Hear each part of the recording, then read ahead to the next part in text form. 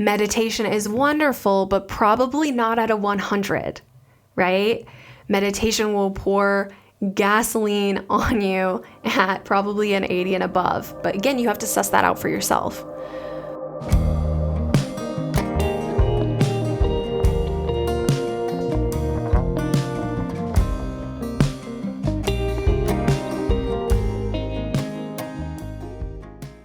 PMDD shaped my life for 17 years before I could name it.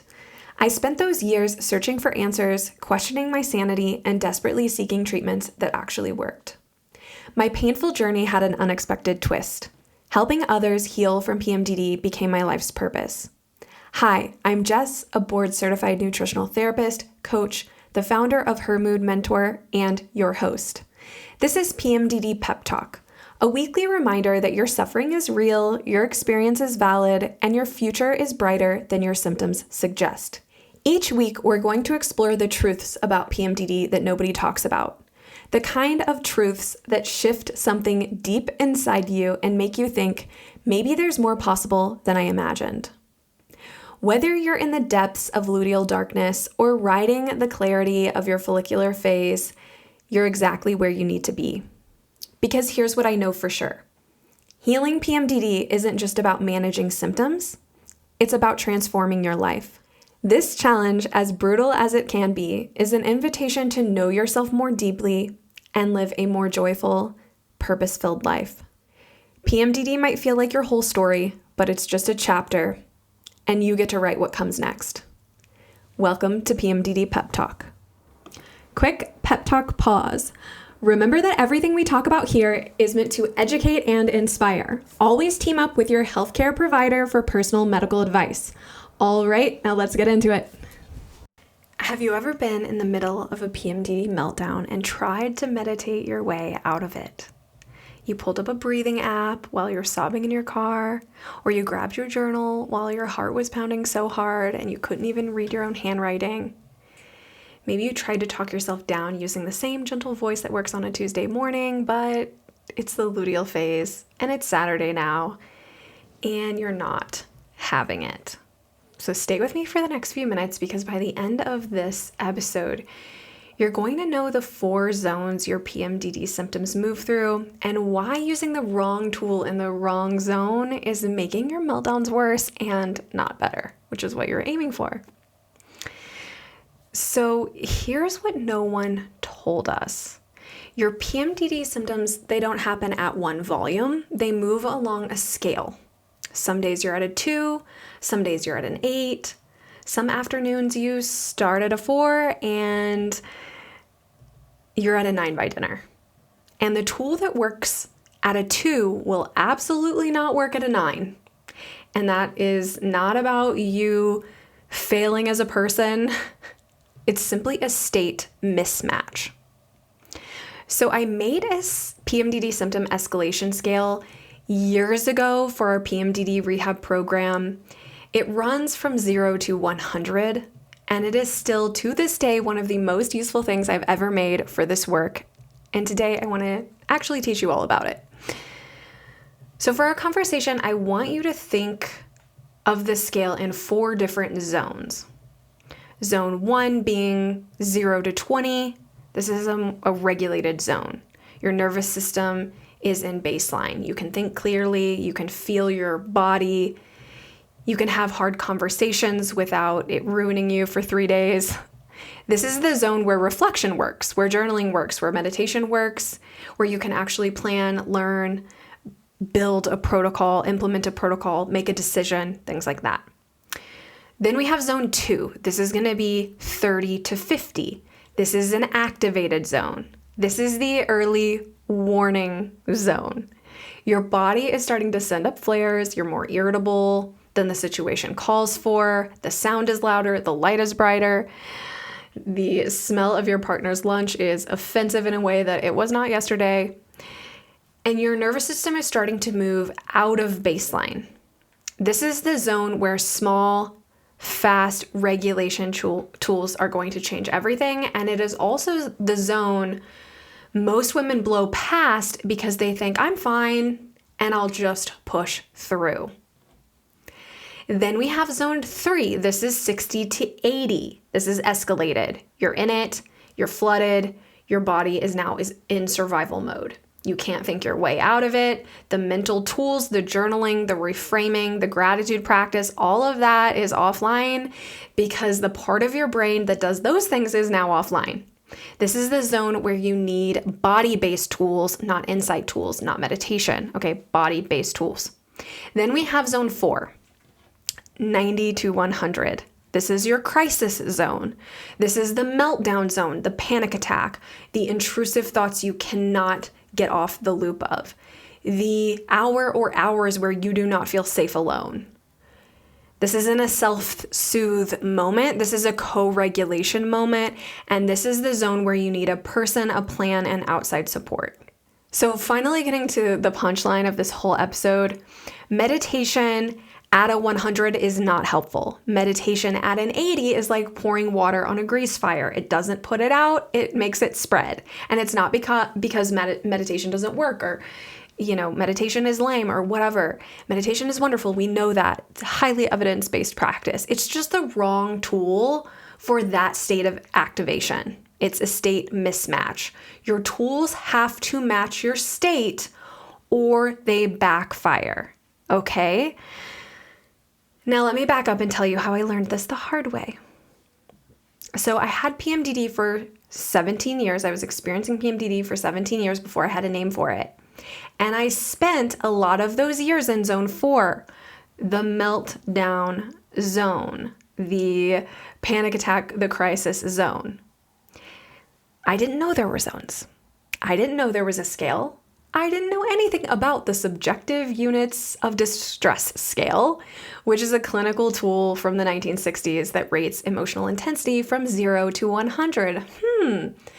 Ironic that I made the scale 0 to 100, okay? Right? I didn't know about the window of tolerance, which is the nervous system framework that explains why some tools work inside of your window and absolutely fall apart outside of it. What I knew was that I would be fine and that I would not be fine. And when I was not fine, I would be scrambling and I would try whatever I could grab and I would try to breathe. I would try to talk to myself like a kind friend or therapist. I would try to journal and none of it would land. And then I would call my mom. And I'm going to be blunt with you. My mother spent years on the other end of the phone, literally talking me off ledges I had built without knowing I was even building them. 2 a.m. phone calls from parking lots, calls where I could not actually even form words. She would just stay on the line with me. She co-regulated my nervous system over and over again because I had no plan, no framework, no awareness that I had been escalating for hours or even days before that breaking point. If I had known what I know now, I could have intervened at 40. I could have intervened at 60. I did not have to wait until I was at 100, and the only tool I had left was my mother's voice. So here's what I want you to take from that. Awareness is everything. And then the action you take on the awareness is what actually changes things. You can know about the scale and still melt down. You will. Knowing is not the intervention. The using is the intervention, and the using requires you to know yourself, your symptom pattern, and to know which zone you're in right now, and then to reach for the tool that fits for you in that zone. So I want to ask you, have you ever noticed your own escalation pattern? Like in the moment. Have you noticed the slide from 30 to 50 to 70? Or do you mostly notice you were at 20 in the morning and 90 in the night, and you have no idea what happened in between? Because that's probably the most common scenario here. Most of the women we work with have no idea what happens in between. They only see the crisis, the meltdown. And the crisis and the meltdown is what gets attention because the meltdown is loud. But the meltdown is the end of a chain that started hours, sometimes days, sometimes weeks earlier. And every link in that chain was a moment you could have intervened if you had known that the chain even existed. So let's walk through the chain together today, because once you see it, you cannot unsee it. This is something we walk our clients through inside of our program. We call it the trigger loop, and it goes like this. The first link is anchors. Anchors are the physiological pieces of your life that when they are in place, they hold you and your mood steady. Sleep is an anchor. Food is an anchor. Hydration is an anchor. Movement is an anchor. Sunlight is an anchor. Even your meditations or supplements or routines or rituals are an anchor. And then there are things that destabilize our anchors. For me, caffeine is huge. When I drink more than I should, my whole stack of anchors starts to shift.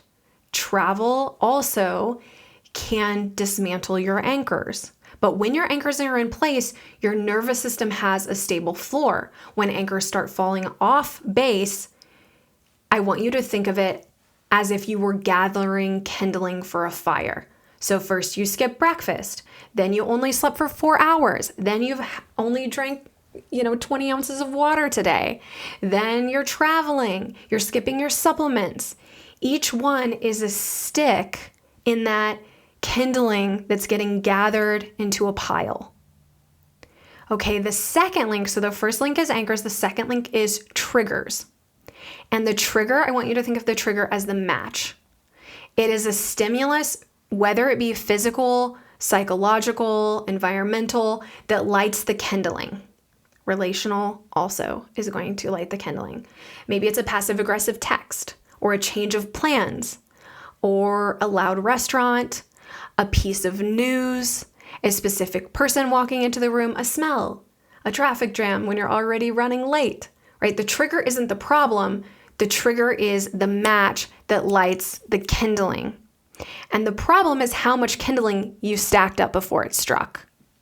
When your anchors are solid, the match flickers and goes out. When your anchors are gone, the match can become a wildfire. Okay, so the first link is anchors, the second link is triggers, the third link is feelings. Once the fire is lit, feelings show up hard. The energy is high, the low pleasantness feelings start to come in, that negativity bias takes over with PMDD, rage, panic, frustration, fear, loneliness, helplessness, disgust. All kinds of feelings start to fan the flame of that kindling being lit by the trigger. And then the fourth link is the thoughts that come from the feelings. And these can kind of interchange, like thoughts can create feelings, feelings can create thoughts.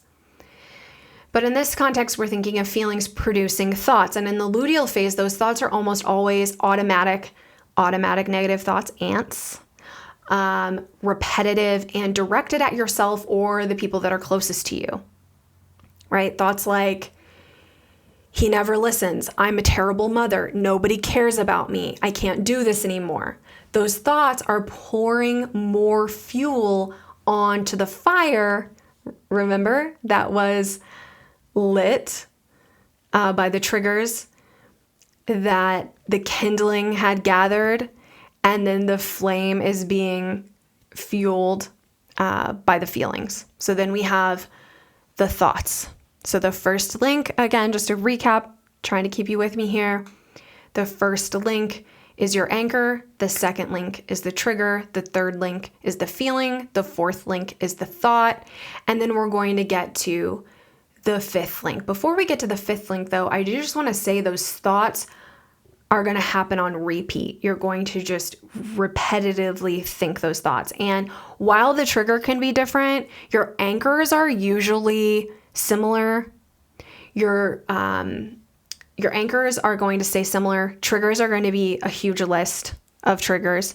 Your feelings, you generally are going to feel similar feelings, and you're going to have even a smaller list of thoughts. If you narrow it down, the thoughts are going to be something about your worth as a person or someone else's worth as a person, right? I'm too fill in the blank.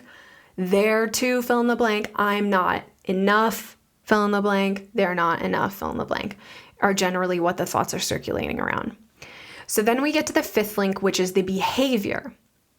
Now, the behavior is really interesting because this starts to lead into another area of work that we do in our program, which is around your core values. But I want you to understand that the behavior is full escalation. So this is that, 90 to 100 or the 60 to 80. When you're more escalated, this is when you're going to act out the behaviors. And the behaviors are unhealthy coping mechanisms that ultimately go against your core values. So if a core value of mine is family and I'm really escalated, I'm screaming at my husband, right? I'm going to have a lot more guilt and shame around that behavior because it's tied to something that I care about most, which is my relationship with my husband. So that's kind of a sidebar. Another values conversation is another episode we need to do, but I just want to lay the groundwork here that a lot of the pain and suffering that comes with PMDD is because the behaviors that you act out during escalation breach your core values. And nobody talks about this.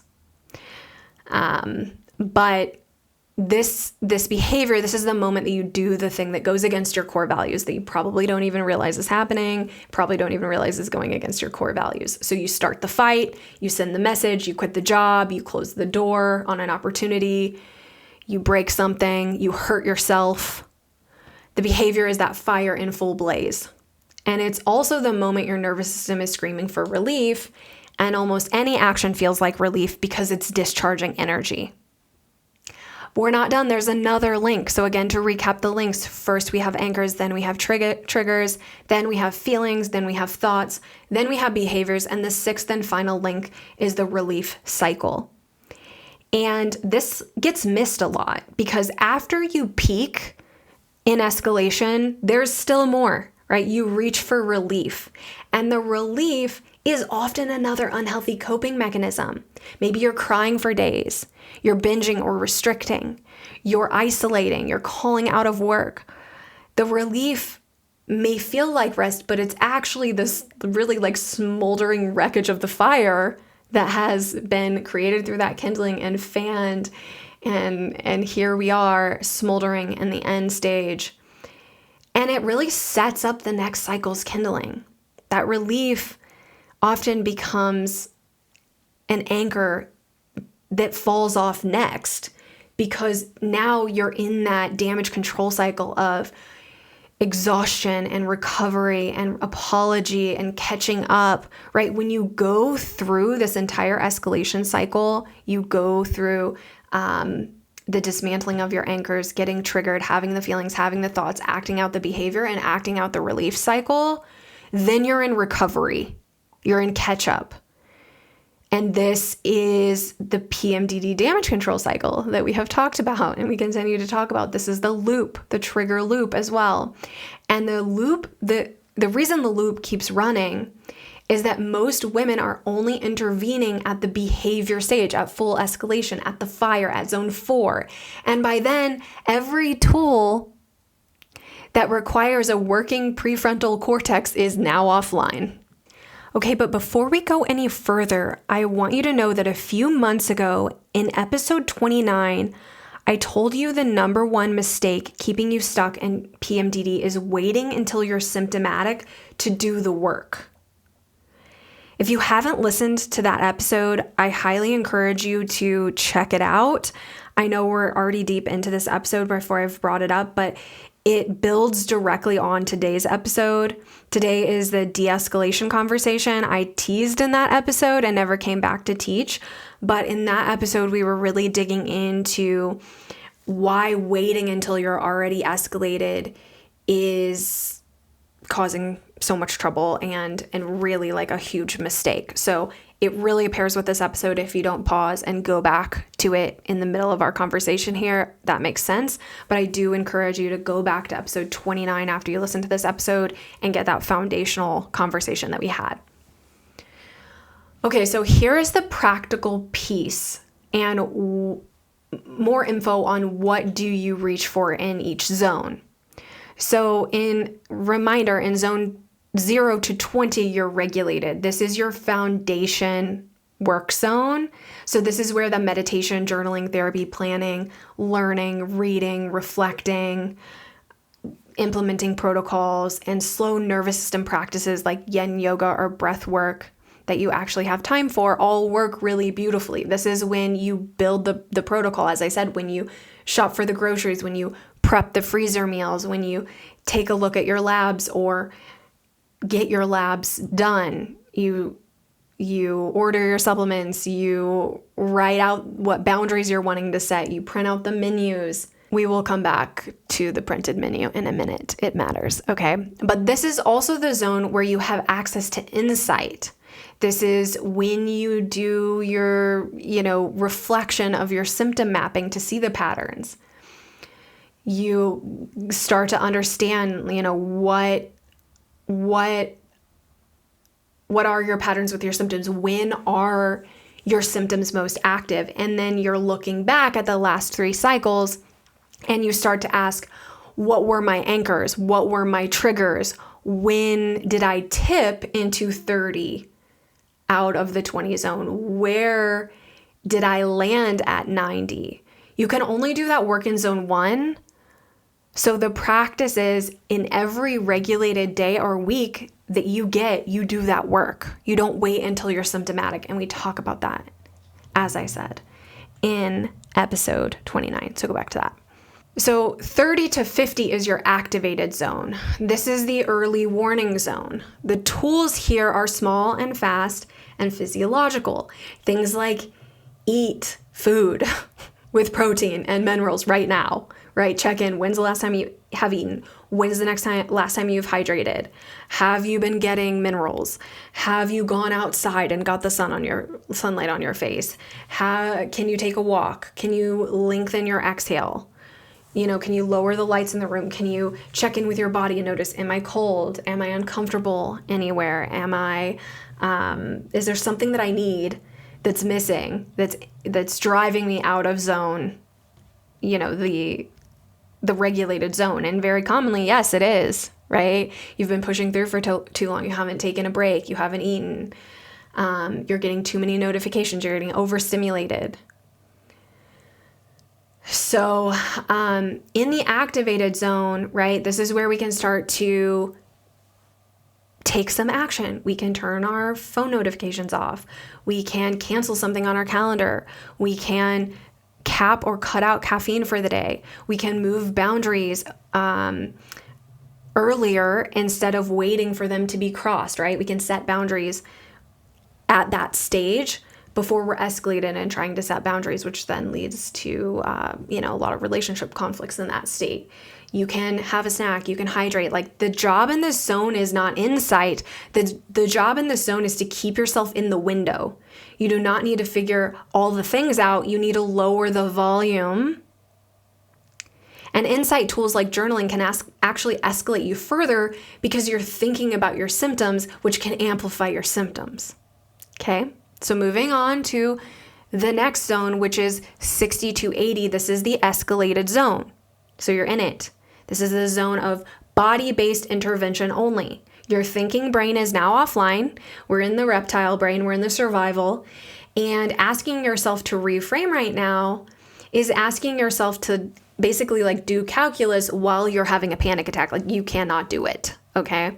So the tools that work here are physiological: splashing cold water on your face, dunking your face in a bowl of ice, holding ice cubes in your hand, pressing against a wall as hard as you can, punching the bed, humming, gargling water, screaming in your car into a pillow, shaking, jumping, dance party, doing a psychological side, 2 short inhales through your nose, followed by a long exhale through your mouth. So you would be inhaling to the belly, inhaling sharp into the chest, and then exhaling through the mouth. Moving your body, taking a walk, jumping, running in place. Like I said, shaking is a really good somatic exercise in this stage as well. I mean, we can keep going. There's so many things to do. But the job in this zone is to discharge that survival energy that your body is holding on to. That's the only job. This is not the journal zone. This is not the have the conversation zone. This is not the send the text zone. This is not the make the decision zone. This is not look at your phone zone. This is the get out of your head and into your body zone. Which I know feels like, ew, Jess, why? It's in here. It's bad in here. It doesn't feel good in here. We don't want to go in here. We want to disassociate. We want to distract, right? We have an episode on that. The difference between distraction and rest, highly recommend checking that out as well. But this is the zone that is for co-regulation. It's not venting. It's texting a safe person. I'm at 70 and I just need you to be on the line for 10 minutes. We don't need to solve anything. I just need to co-regulate, okay? Then we have the 90 to 100 zone, which is crisis. And in this zone, it's even deeper into co-regulation because once you hit crisis, you cannot regulate alone in crisis zone, in meltdown zone. This is not the self-soothing zone like the previous, zone 1, zone 2. This is the zone where you need prearranged safety plans, not a tool you're inventing in the moment. You need your person, your therapist, your crisis line that you already have saved in your phone, that you've already talked about, hey, if this happens, I'm going to call you, like my mom, right? This could be your partner, could be your mom, could be your sister, could be a friend who is informed on the situation, and you have this conversation with them, not when you are in zone 4, okay? That's a zone 1 conversation that you pull out in zone 4. So also, right, if you experience suicidal ideation as a symptom of PMDD or self-harm, which is extremely common, we talk about it all the time, you need to have a plan for crisis and escalation zones for zone 3 and 4. You need to have a plan in place because, like I said, when you reach that zone, you're in survival. It's not the zone of what I can think and figure out what to do now. No, you need to have a printed, do this with our clients. They print it out and they explore it and they fill it in, because also, some of this, what I'm going to do in zone 1 and 2 is probably not going to be the same that you're going to be doing at zone 1 or 2 or even zone 3. There can be some overlap, but this really has to be personalized for you for it to work, and it can take some trial and error. So again, if self-harm and suicidal ideation are something you're experiencing, we have to have a plan for this crisis zone, whether it's calling 988, the suicide and crisis lifeline if you're in the US, or having your family member or your friend able to be accessible. And I also encourage you to have more than one person because we can't always reach everyone at every time. But a 90 or 100 in that crisis escalation zone 4, you need outside support. This is the core co-regulation zone. We can get some of that in zone 3, and that can help de-escalate before you get to crisis. But by the time you're in crisis, we need co-regulation. And the work that prevents zone 4 is the work that you do in zone 1. So this harkens back to episode 29 where we talk all about this. And it's, again, the point of this episode, if you only address PMDD symptoms when you're symptomatic, you're doing damage control, right? You're not doing symptom management and reduction. And that is the conversation that we had in episode 29. Today, we're layering the next piece on top of that. You also have to know which zone you're in right now, and you have to match tools. You have to use the tools that match to that zone, which again are going to be so personalized to you. So this brings me to a printed menu. We have one in our program. You can make this on your own as well. It's the part that changes the whole thing. So when you're in zone 3 or 4, you cannot access the tools that you know about. You just can't. Your brain is in survival mode. That's why so many of our clients say, I know what to do. I just can't do it, right? Your prefrontal cortex is offline. You're not going to remember the cold water thing. You're not going to remember which breath pattern. You're not going to remember anything that you saved, you're not even going to remember probably that you saved a crisis number to your phone 3 months ago. Okay? You need the menu accessible. We encourage our clients to keep this on their fridge or keep this with their symptom mapping data, something that they're looking at every day that they can pull out and they're not rifling around trying to find it when they're escalated. You need the menu in front of you physically on paper, printed on the fridge, in your nightstand drawer, in your bathroom, in the glove compartment of your car, whatever places you're most likely to land when you're escalating, it needs to be there. You can also have it on your phone, right? Modern age here. This is one of the things that we do with our clients. As I said, in our one-to-one program, we help them identify their personal symptom pattern so they have a weather map of when they're most likely to escalate. We help them name their specific anchors and triggers. We help them uncover their feelings, right? Their thoughts. And we teach them, how this is all building and how to track this alongside their symptom pattern. We walk them through the trigger loop with their own examples in it, and then we help them build personalized escalation scale menu. Their tools paired with their zones on the page, printed, posted, accessible for when they cannot think. Because trying to figure out what to do in the moment is almost never accessible, even when you intellectually already know the tools, right? I'm preaching to the choir here. You're nodding. I can see you through the screen. Yes. The tools have to be in your hand, not in your head. So I'm not going to walk you through the full build of the menu today. That's in the program, but I want to leave you with this framework in this episode. The awareness is the starting point. If you do nothing else after this episode, please think about this escalation scale, okay? Start to think about your zones. Start to think about the patterns, what you've been turning to, what isn't working, what is working. Even a rough idea of this is 1,000 times more useful than the most beautiful tool list just saved on your phone, right? This has to be personalized to you. And there was a lot that we unpacked here, right? That's why it's so much. We feel like you need support and you need to be in a program to unpack all of this and piece it all together, is because the values piece plays into this. It's a cacophony of linked nuance with the symptoms, with the escalation, with your patterns, on and on. But you can get started on this today, even without the program. So before I get to the takeaway, a quick favor. If this episode is resonating with you, please take 2 seconds to support the show. If you're watching on YouTube, hit the like button, hit the subscribe button so you don't miss an episode.